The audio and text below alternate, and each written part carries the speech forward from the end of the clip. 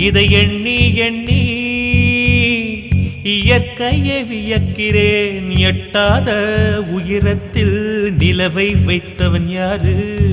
பெண்ணே பெண்ணே பூங்கா